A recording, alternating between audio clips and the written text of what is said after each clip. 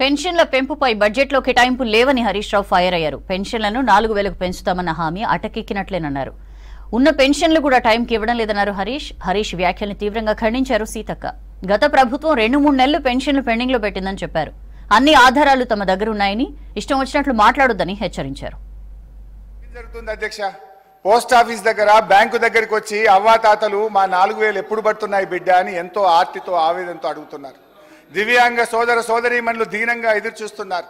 ఒంటరి మహిళలు కంట నీరు పెట్టుకుంటున్నారు.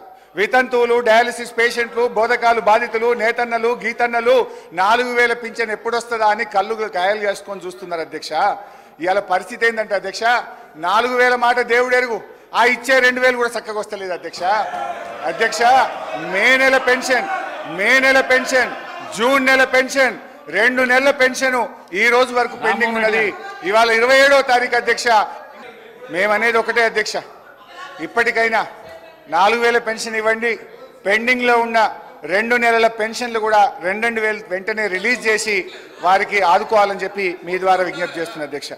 ఈ విషయంలో ఏం చెప్పాలని బాగా ఆలోచించాను అధ్యక్ష. బడ్జెట్ ప్రసంగంలో బట్టి గారు ఒక మాట అన్నారు. బడ్జెట్ ప్రసంగంలో బట్టి గారు ఏమన్నారంటే, చేతగానమ్మకు మాటలు ఎక్కువ. హరీష్ రావు గారు సీతక్క చాలా చెప్పట్లేదని చెప్తున్నారు కదా. వీళ్ళ ప్రభుత్వ హయాంలోనే జూలై నెలలో ఇవ్వాల్సినటువంటి పెన్షన్ 2020 జూలైలో ఇవ్వాల్సినటువంటి పెన్షన్ ఇవ్వకుండా ఆగస్టు నెలలో ఇచ్చిర్రు. అప్పటి నుంచి 1 నెల లేట్ అవుతూ వస్తుంది. అది ఇప్పుడు మా మీద చెప్తున్నారు. ఆన్ రికార్డ్ నా దగ్గర ఉంది. అదే అధికారులు ఉన్నారు కదా, సవాల్ చేస్తున్నా. ఇంకొకటి సార్, చేయిత అని మాట్లాడుతున్నారు. వీళ్ళు 2018లో ఎలక్షన్ మేనిఫెస్టోలో మేము 65 సంవత్సరాలను 57 సంవత్సరాలకు తగ్గించి అందరికీ పెన్షన్స్ ఇస్తామన్నారు. 3.5 ఏళ్ల తర్వాత